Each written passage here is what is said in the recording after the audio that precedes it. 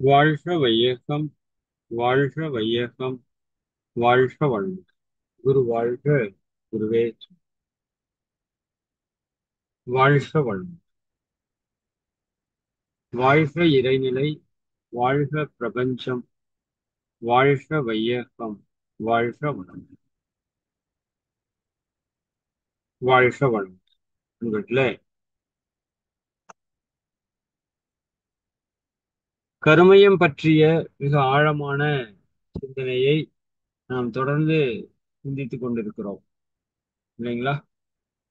கருமையம் அப்படிங்கிறது இறைவன் இந்த மனித குலத்திற்கு கொடுத்த ஒரு மிகப்பெரிய வரம் என்று சொல்லலாம். அந்த கருமையத்தின் மூலமாகத்தான் நம்முடைய அனைத்து செயல்களும் சிறப்பாக நடந்து கொண்டிருக்கிறது இல்லையா? கருமையம் அப்படின்னு ஒண்ணு இல்லை அப்படின்னா நம்மளுடைய செயல்கள் எதுவுமே செய்ய முடியாத தன்மையில போயிடும். இந்த கருமையத்துலதான் அத்தனை பதிவுகளும் நம்முடைய அனுபவங்களும் அதுல பதிந்து கிடக்கிறது. அந்த கருமையத்தை அடிப்படையாக வைத்துக் கொண்டுதான் நம்ம வாழ்க்கை நடந்து கொண்டிருக்கிறது அப்படிங்கறதெல்லாம் நாம தெரிஞ்சு வச்சிருக்கிறோம் இல்லைங்களா? அப்ப அந்த கருமையம் எந்த அளவிற்கு தூய்மையாக இருக்கிறதோ அந்த அளவிற்கு நமக்கு உடல் ஆரோக்கியம் இருக்கும், மன அமைதி இருக்கும். இந்த கருமையம் எந்த அளவுக்கு கலங்கப்பட்டிருக்கிறதோ அந்த அளவுக்கு நம்ம வாழ்க்கையில பிரச்சனைகளை நாம் சந்தித்து கொண்டிருக்கிறோம்.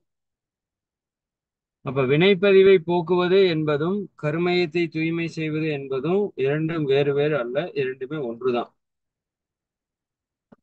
அந்த அளவில இந்த கருமையத்தை தூய்மை செய்வதற்கு முதல்ல நம்ம கருமையத்தை எதெல்லாம் களங்கப்படுத்துகிறது அப்படிங்கிறத நம்ம தெளிவா தெரிந்து கொள்ள வேண்டும்.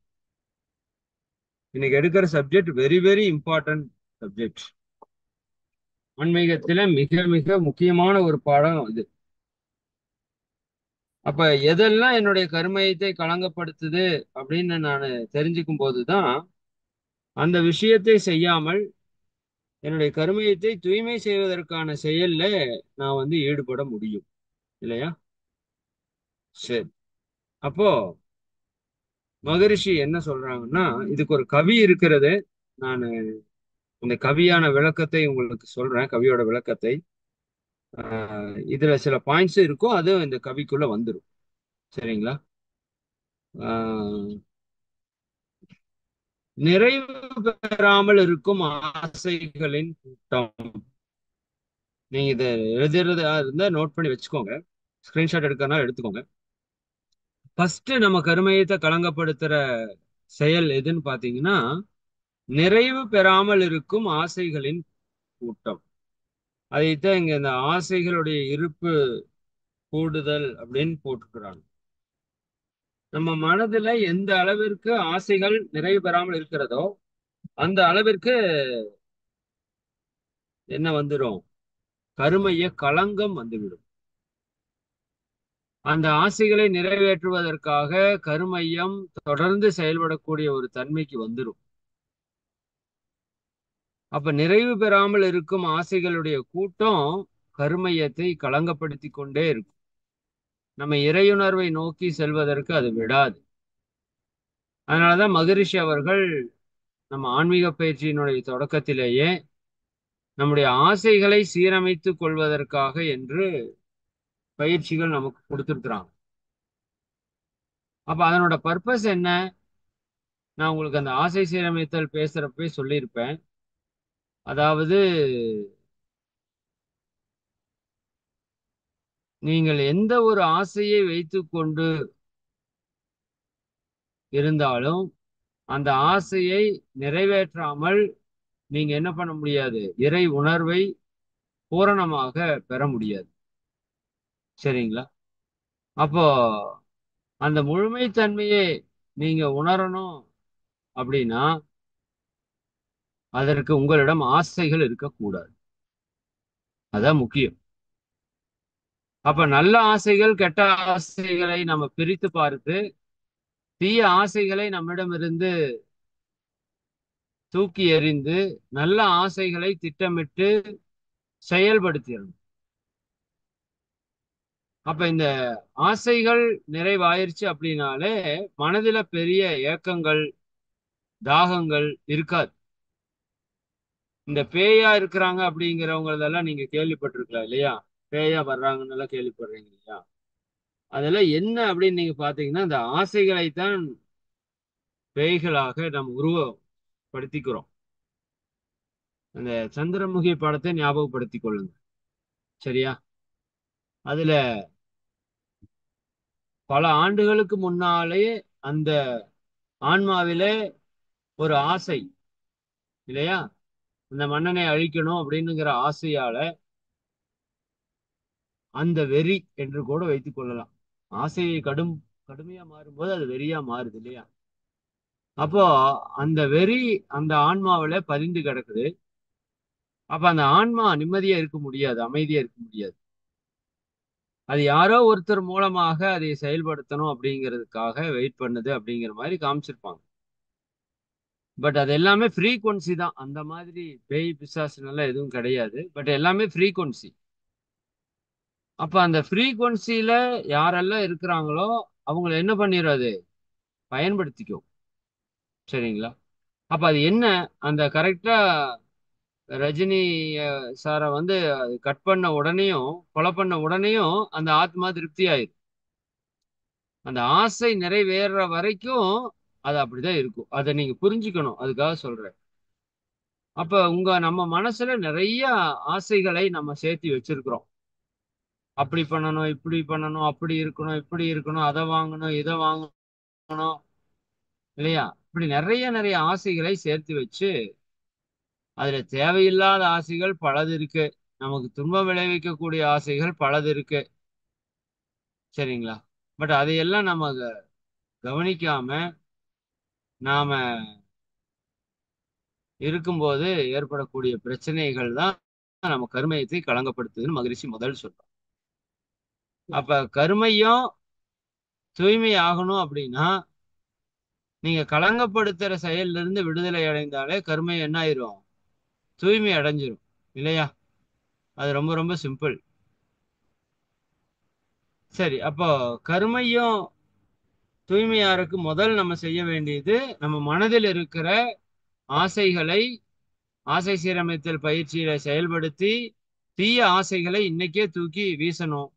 நல்ல ஆசைகளை திட்டமிட்டு செயல்படுத்த முயற்சி பண்ணி வெற்றி பெறும். உங்ககிட்ட நிறைவேறாம இருக்கிற ஆசைகள் இருக்கிற வரைக்கும் கருமையும் தூய்மையாகாது. முதல் விஷயம். நிறைவேறாமல் இருக்கும் ஆசைகளின் கூட்டம். நெஞ்சம் மனம் பேச்சு இடை பிணக்காகும் பொய்கள். பொய் சொல்லுதல் நம்ம சிம்பிளா சொல்றோம். பொய் என்ன பண்ணுது? நெஞ்சம் மனம் பேச்சு. அதாவது உங்ககிட்ட இருக்கிற நெஞ்சம்னு ஒண்ணு இருக்குல்ல, உள்ளம் அப்படின்னு ஒண்ணு இருக்கு. அது நம்ம செய்யற எல்லா நல்லதையும் கெட்டதையும் ரெக்கார்ட் பண்ணிக்குது. உங்களுக்கு தெரியும்னு நினைக்கிறேன் இல்லையா? நம்மகிட்ட இருக்கிற கருமையத்தை தான் உள்ளத்தினுடைய ஒரு தன்மையாகவும் நம்ம சொல்லலாம்.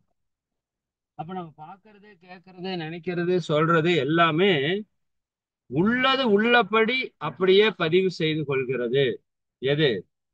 நம்முடைய உள்ளம் பதிவு செய்து கொள்கிறது. அதைத்தான் நெஞ்சம் என்று சொல்றோம். நெஞ்சம் மறப்பதில்லைன்னு கேள்விப்பட்டோம். அப்போ அந்த உள்ளம் உண்மையை அப்படியே ரெக்கார்ட் பண்ணி வைக்குது. மனம் ஒன்ற மாற்றி சொல்லுது இல்லையா? இப்போ ஒரு இடத்துல ஒரு பிசினஸ் பண்றாங்க ரெண்டு பேரு. பிசினஸ் பண்றப்ப ரெண்டு பேருடைய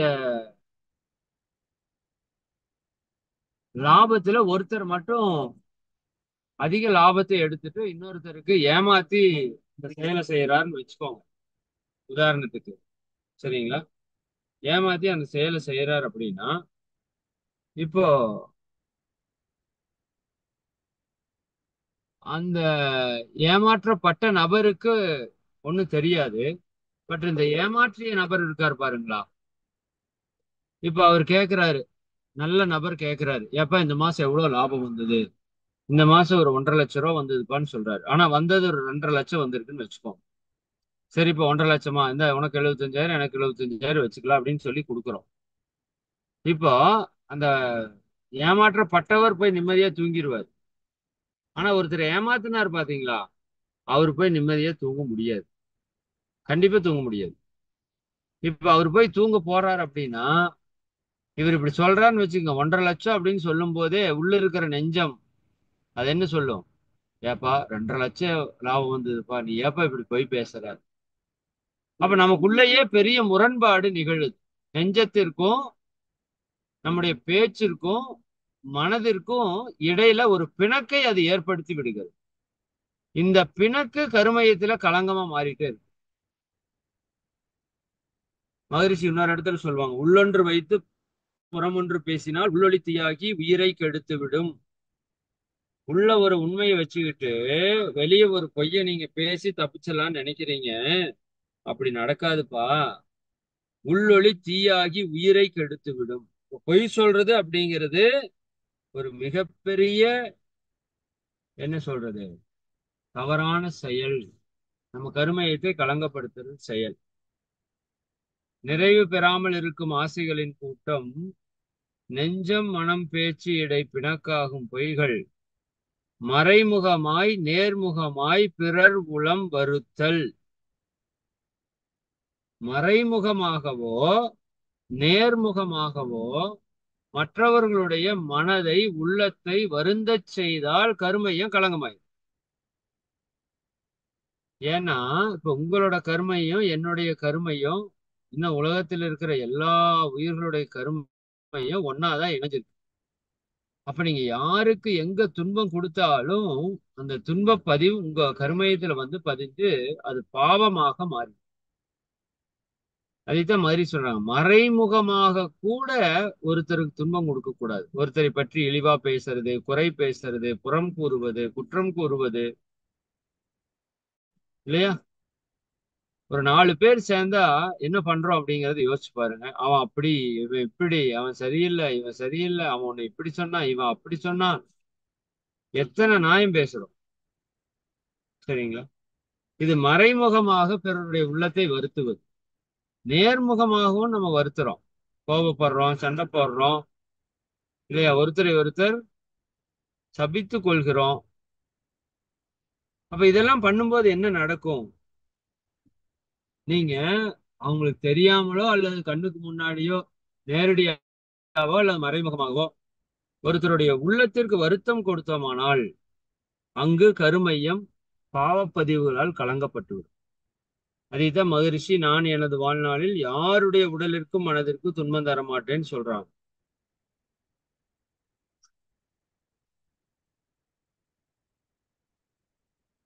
சரி, அப்போ இதுல நாம இரண்டொழுக்க பண்பாடை கடைபிடிக்க வேண்டும். முதல் விஷயம், ஆசை சீரமைத்தல் பண்ணி ஆசைகளை சீரமைத்துக் கொள்ள வேண்டும். இரண்டாவது விஷயம், உண்மையை மட்டுமே எக்காலத்திலும் பேசுவேன் என்று உறுதி எடுத்துக்கொண்டு இந்த பொய்யை அறவே நம்ம ஒழிக்க வேண்டும். மூன்றாவது, பிறர் வருந்தத்தக்க செயல்கள் செய்வதை நிறுத்தி, நேரடியாகவும் சரி மறைமுகமாகவும் சரி, யாரையும் பற்றி தவறாக பேச வேண்டியதில்லை. விவேக் சார் ஒரு ஒரு ஒரு டிவி இன்டர்வியூலயோ அதுலயோ கொடுத்திருந்தாரு, ரஜினி சாரை பத்தி ரஜினி சாரோட பிளஸ் என்ன அப்படின்னு எல்லாம் பேசிட்டு இருக்கிறப்போ, வைரமுத்து சாரும் ரஜினி சாரும் எங்கேயோ ஒரு இடத்துக்கு டிராவல் பண்ணியிருக்காங்க. கிட்டத்தட்ட ஒரு 4 மணி நேர பயணம் அவர் கூடயே வைரமுத்து ஐயாவும் ரஜினி சாரும் போறாங்க. இப்ப அவங்க போறப்ப அவங்க பேசிட்டு இருப்பாங்கல்ல 4 மணி நேரம். அந்த பேச்சுல என்ன ஒரு ஸ்பெஷாலிட்டின்னு அவர் சொல்றாருன்னா, இந்த 4 மணி நேர பேச்சுல ஒருவரை பற்றி கூட ஒரு குறை கூட அவர் சொன்னதில்லை அப்படிங்கிற. எல்லாரும் சும்மா லெஜண்ட் ஆக முடியாது இல்லையா? அவங்களுக்குன்னு ஏதாவது ஒரு சில பிளஸ் இருக்கும். அதுல ஒரு மிகப்பெரிய பிளஸ்ஸா இதை சொன்னார். நான் இது வரைக்கும் இப்படி ஒரு மனிதரை பார்த்ததே இல்லை. ஏன்னா 2 பேர் கூடுனாலே அடுத்தவன் என்ன அப்படி இப்படின்னு தான் பேசுறோம் இல்லையா பொதுவா. இதை நம்ம கொஞ்சம் கவனிக்கணும். அப்போ அந்த ஒரு தன்மை நமக்கு வரணும். யாரையும் நம்ம வந்து குறை சொல்ல வேண்டாம், குற்றம் காண வேண்டாம். சரிங்களா? அப்ப பிறர் மனம் வருந்தத்தக்க செயல்களை நேரடியாகவும் செய்ய வேண்டாம், மறைமுகமாகவும் செய்ய வேண்டும். மறைமுகமா செய்யறதுன்னா யாராவது ஏதாவது ஒண்ணு சொல்றப்ப அவங்க நேர்ல இருந்தா என்ன ஃபீல் பண்ணுவாங்கங்கிறது யோசிச்சு பார்த்து செய்யணும். சரிங்களா? இப்ப நம்மளை பத்தி ஒருத்தங்க தேவையெல்லாம் பேசிட்டு இருக்கிறாங்க அப்படின்னா அந்த இடத்துல நம்ம இருந்தோம்னா நமக்கு எப்படி கஷ்டமா இருக்கும். ஆக்சுவலா நம்ம இருக்கிறோம், நம்ம கருமையும் இருக்குது, எல்லா இடத்துலயும் இருக்குது. சரிங்களா? சரி, அப்ப எந்த காரணம் கொண்டும் பிறருடைய மனதை வருந்தத்தக்க செயலை செய்தோம்னா சாபமாக மாறி நம்ம கருமை பாவமாக பதிந்துவிடும். அப்ப அந்த பாவத்துக்கு பிராயச்சித்தம் என்ன? துன்பத்தை நீங்கள் அனுபவித்தால் மட்டுமே அதிலிருந்து விடுபட முடியும். சரிங்களா?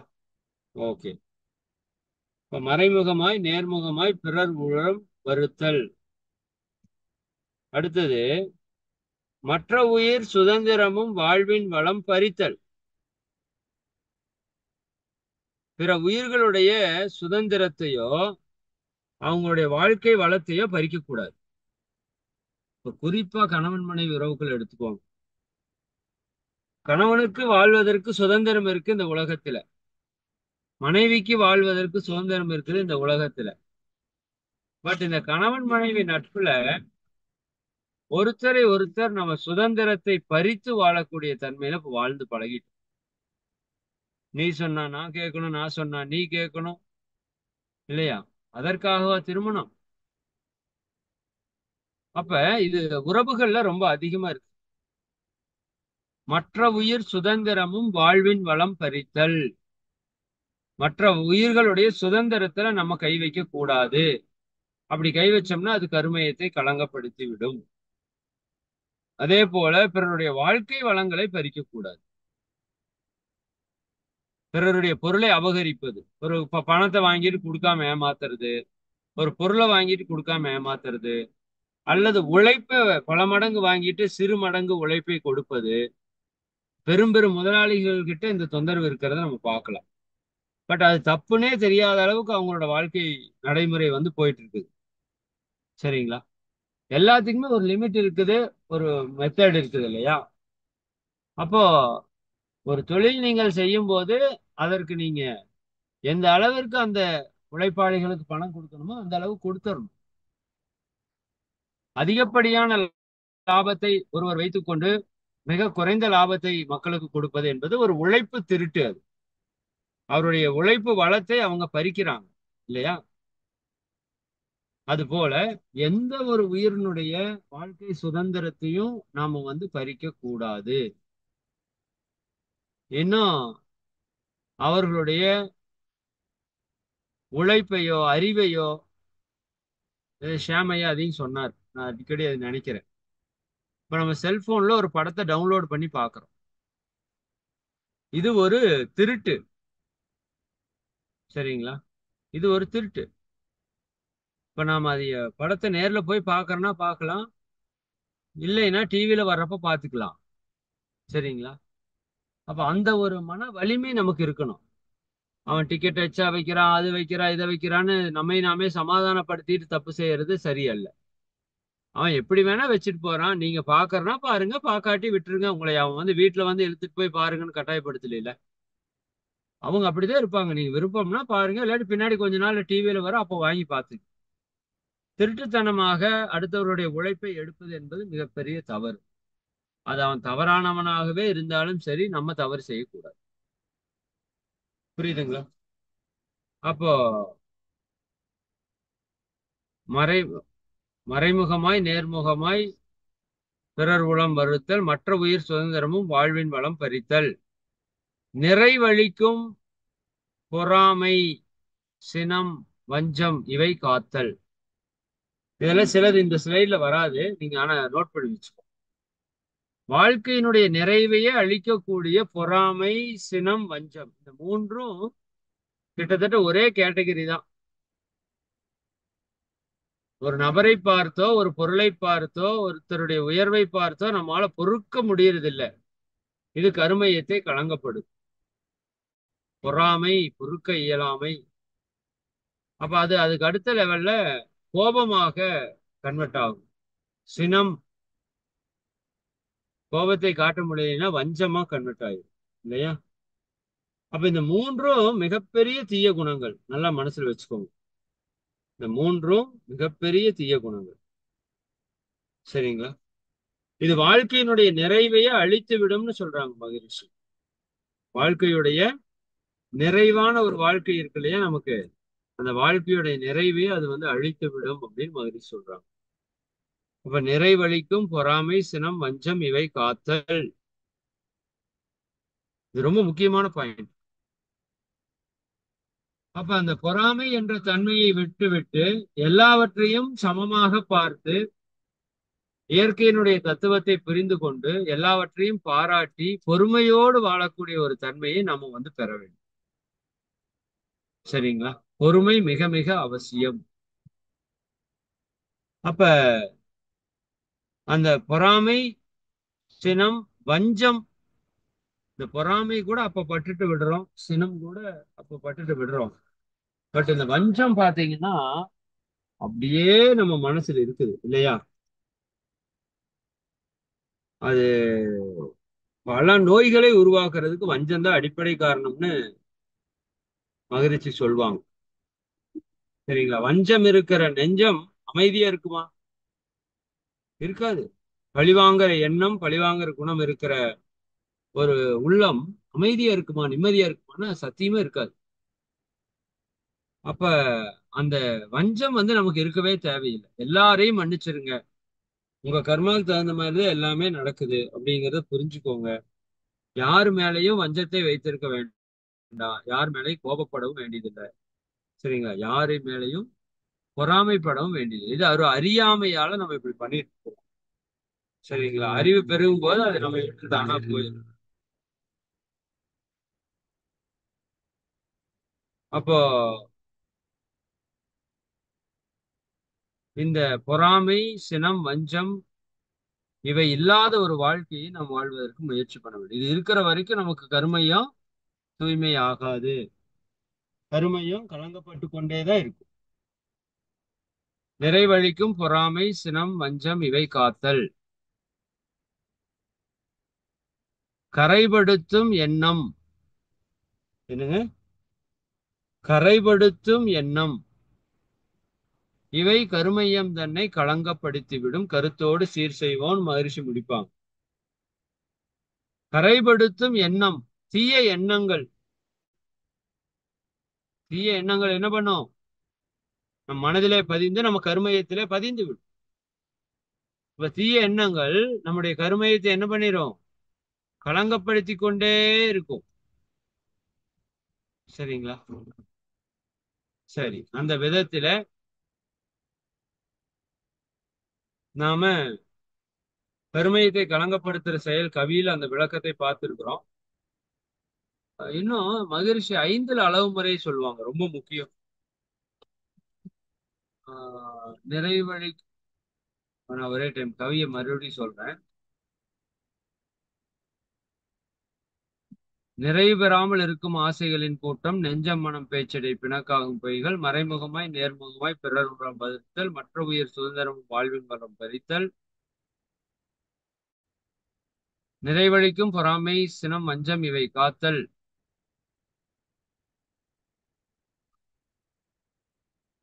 சரி, நான் சொன்னதுல ஒரு ஒரு நடுவுல ஒரு பாயிண்ட் விட்டுட்டு, நான் அந்த கவி எனக்கு கொஞ்சம் மனப்பாடத்துக்கு வரல இப்போ. ஆஹ் அதுல ஆஹ்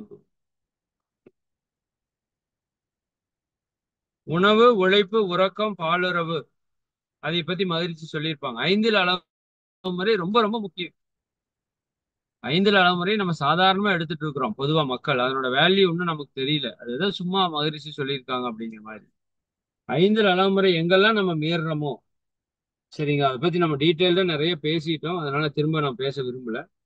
5 தலைமுறை எங்கெல்லாம் மீறப்படுகிறதோ அங்கெல்லாம் வந்து கருமையும் களங்கமாயிட்டே இருக்கு. தூங்குற நேரத்துல தூங்காம இருக்கிறது, எந்திரிக்கிற நேரத்துல எந்திரிக்காம இருக்கிறது, சாப்பிடுற நேரத்துல சாப்பிடாம இருக்கிறது, பசி இல்லாதப்ப சாப்பிடுறது, உழைக்காம இருக்கிறது, அல்லது அதிகமா இரவு நேரங்கள்ல உழைக்கிறது, சரிங்களா, பகல்ல தூங்குறது அல்ல இரவு தூங்காம இருக்கிறது, நல்ல எண்ணங்களோட இல்லாம இருக்கிறது, தீய எண்ணங்களோட இருப்பது என்பதெல்லாம் 90 மிகப்பெரிய அளவுல கிட்டத்தட்ட 90% அது மிகப்பெரிய ஒரு பாதிப்பை கருமையத்துல ஏற்படுத்தும். நீங்க கவனிச்சு பாத்தீங்கன்னா தெரியும். ஏன்னா எண்ணம் தான் எல்லாத்துக்கும் மூல. நான் இவ்வளவு தூரம் பேசிட்டு இருக்கிற எல்லாத்துக்கும் அடிப்படை காரணம் இருப்பது நம்முடைய எண்ணங்கள் தான். அப்ப அந்த 5 அளவு முறை யாரெல்லாம் மீறுறோமோ அவங்களுக்கு கருமையம் களங்கப்பட்டு கொண்டு இருக்கு. இப்ப யாருடைய உடலையும் மனதை வருத்தப்படுத்துறதுல குறிப்பா பெண்ணினத்தை வருந்த விடுவது என்பதும், எந்த உயிரை வருந்த விட்டாலும் துன்பம்தான். அதுல குறிப்பா பெண்ணினத்தை வருந்த விட்டோம் அப்படின்னா கொஞ்சம் அதிக பாவம். ஏன்னா அந்த இனம் உலக உயிர்கள் தலைப்பதற்காகவே இறைவன் எடுத்த ஒரு இனம். அந்த இனத்தையே வருந்த விடுறது என்பது மிகப்பெரிய ஒரு பாவத்தினுடைய வெளிப்பாடா மாறிடும். அதே போல தன்முனைப்பு.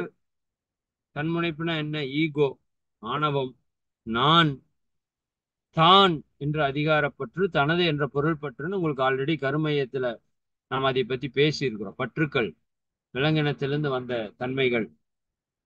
அப்ப அந்த தன்முனைப்போட நம்ம ஒரு செயல் செய்யக்கூடாது. நான் தான் அப்படின்னு சொல்லி ஒரு செயலை செய்யக்கூடாது. சரிங்களா? வல்லவனுக்கு வல்லவன் உலகத்துல எல்லா இடத்துலயும் இருக்கிறான். அப்போ நாம உணர்ந்த உணர்வை இப்போ ஆயிரக்கணக்கான மக்கள் இதை வந்து உணர்ந்து கொண்டிருக்கிறார்கள். இத நம்மளுடைய பயிற்சி, அதனுடைய தொடர்ச்சி, அது மிக மிக அவசியம். சரிங்களா? அப்போ அந்த பயிற்சியும் தொடர்ச்சி இருக்கும்போதுதான் இந்த ப்ராசஸ் எல்லாம் நம்மளால சரியா செய்ய முடியும். சரி, அப்போ அந்த பெண்ணினத்தை வருந்து விடுவது ரொம்ப முக்கியம். அதே போல தன்முனைப்பு அற்றிருப்பது என்பது ரொம்ப ரொம்ப முக்கியம். எதுவுமே நம்மளால் இல்லை, எல்லாம் இறைவன் செயல் என்று இருக்கும்போது தன்முனைப்பு எழாது. எல்லா புகழும் இறைவன் ஒருவனுக்கே எப்படி சொல்றாங்க இல்லையா? ராமன் ஐயா போய் கேக்குறாங்க, இந்த மாதிரி எப்படி இவ்வளவு சிறப்பா பண்ணீங்க, எவ்வளவு அருமையா பண்ணிருக்கீங்கன்னு கேட்கும்போது அவர் சொல்றாரு, எல்லா புகழும் இறைவன் ஒருவனுக்கே.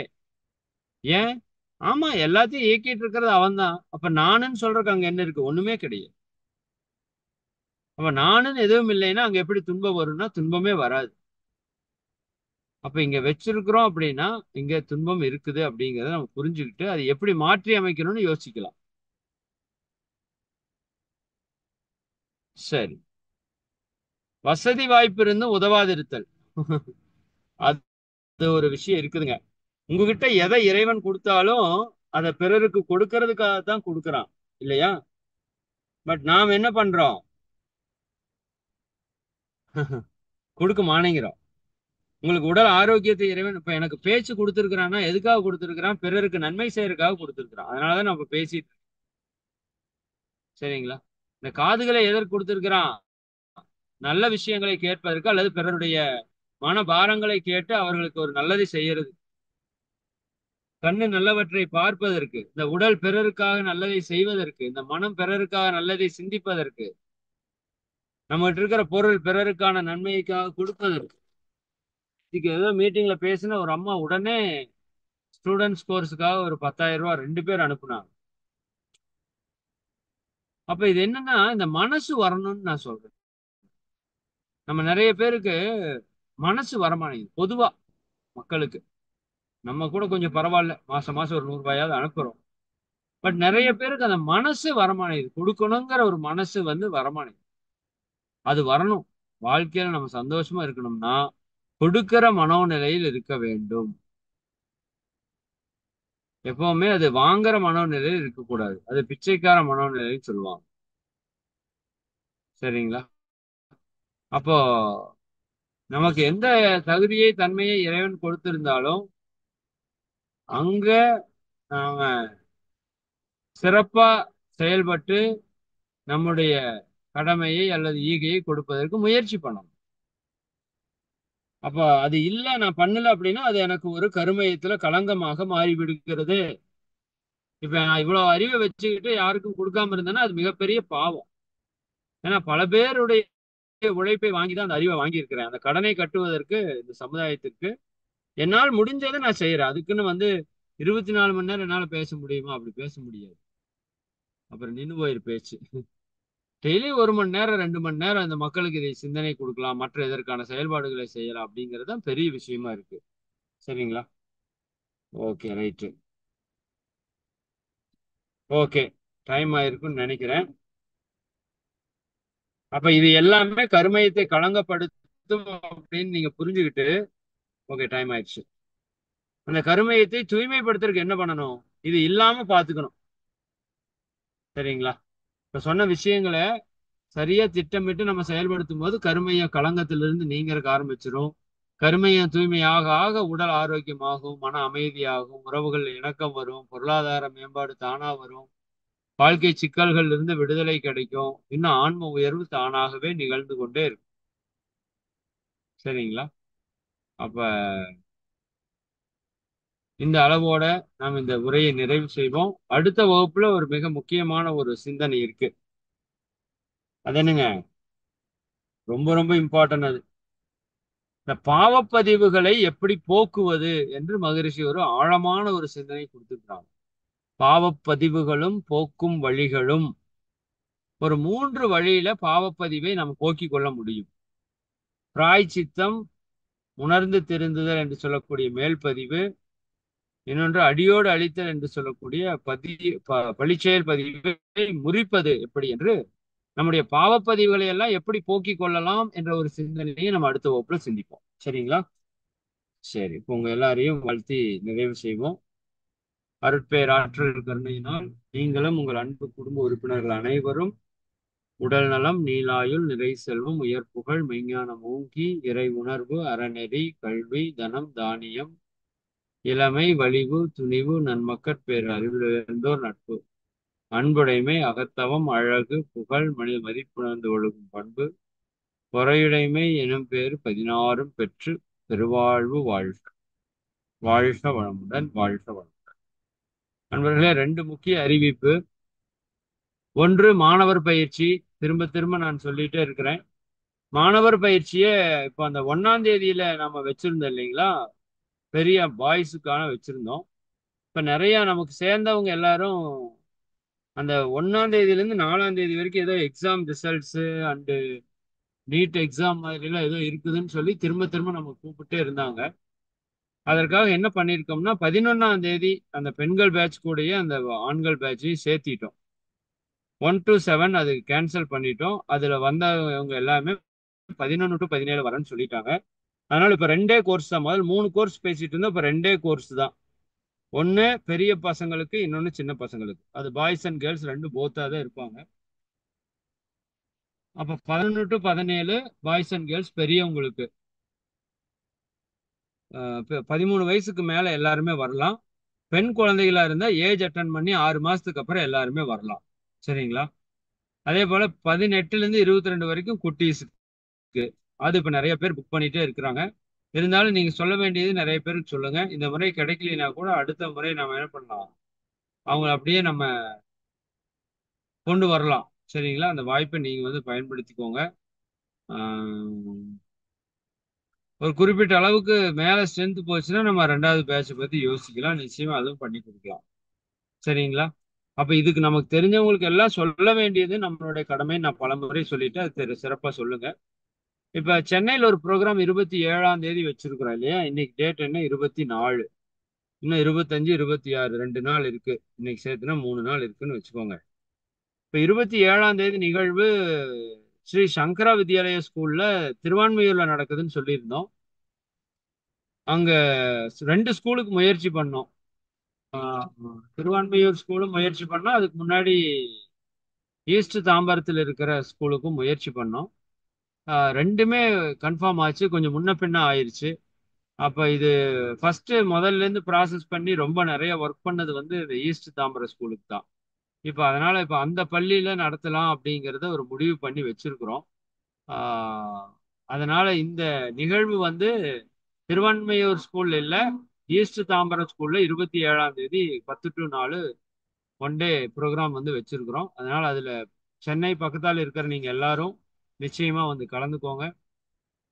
இன்னும் உங்களுக்கு தெரிந்த புதிய நண்பர்கள் யாராவது இருந்தாலும் சொல்லி அவங்களே வர சொல்லுங்க. அதற்கான போஸ்டர் வந்து சேஞ்ச் பண்ணி இன்னைக்கு அனுப்புறோம். அது எல்லாத்துக்கும் ஷேர் பண்ணுங்க. சரிங்களா? மிக்க மகிழ்ச்சி. நம்ம நேர்ல சந்திக்கலாம். சரிங்களா? நிறைவு பண்ணிக்கலாம். குறிப்பா அந்த மாணவர் பயிற்சிக்கு இன்னும் கொஞ்சம் அதிகமா ஃபோக்கஸ் பண்ணுங்க. கொஞ்சம் உழைப்பு அதிகமா தேவையா இருக்குது. நிச்சயமா அது சிறப்பா வரும். நன்றி. வாழ்க வளமுடன். நம்ம நிறைவு பண்ணிக்கலாம். மிக்க நன்றி ஐயா. மிகவும் ஆழமான இறைநிலை தவத்தையும் கருமைய தூய்மை என்ற தலைப்பில் கருமையத்தை களங்கப்படுத்தும் செயல்களாக ஆசைகள் இருப்பு கொள்ளுதல், பொய், பிறர் மனம் வருந்த செய்தல், மற்ற உயிர் வளம் சுதந்திரத்தை பறித்தல், பெண்ணினத்தை வருந்தவிடல், தன்முனைப்பு கொண்டிருத்தல், வசதி வாய்ப்பு இருந்தும் உதவாதிருத்தல், கரைப்படுத்தும் எண்ணங்களாக அதாவது தீய எண்ணங்கள் கொண்டிருத்தல் ஆகிய அனைத்தையும் 5 அளவுமுறை கொண்டு காத்து அகத்தாய்வு செய்து போக்க வேண்டும் என்று மிக சிறப்பாக உரை கொடுத்த இறையாசிரியர் இறை மதன்குமார் ஐயா அவர்களை நன்றியுணர்வோடு துரிய நிலையில் நின்று வாழ்த்துவோம். துரியம். நாம் ஆன்ம முன்னேற்றம் அடைய பல வழிகளிலும் நமக்கு வழிகாட்டுதலாகவும் உறுதுணையாகவும் இருக்கும் இறையாசிரியர் இறை மதன்குமார் ஐயா அவர்கள் வாழ்க வளமுடன். இறையாசிரியர் இறை மதன்குமார் ஐயா அவர்கள் வாழ்க வளமுடன். ஐயா அவர்களும் அவரது குடும்ப உறுப்பினர்கள் அனைவரும் அருட்பேராற்றல் கருணையினால் உடல் நலம், நீலாயுள், நிறை செல்வம், உயர் புகழ், மெய்ஞானம் ஓங்கி வாழ்க வளமுடன், வாழ்க வளமுடன், வாழ்க வளமுடன். சிறப்பாக உலக நல வேள்வி இறை வணக்கம் குரு வணக்கம் பாடிய ரஞ்சனி அம்மா அவர்களும் அவர்களது குடும்ப உறுப்பினர்கள் அனைவரும் அருட்பேராற்றல் கருணையினால் உடல் நலம், நீலாயுள், நிறை செல்வம், உயர் புகழ், மெய்ஞானம் ஓங்கி வாழ்க வளமுடன், வாழ்க வளமுடன், வாழ்க வளமுடன். சில முக்கிய அறிவிப்புகள். இன்று மாலை 5:15 மணிக்கு ஞானகானம், காயகல்ப கவி, காயகல்ப பயிற்சி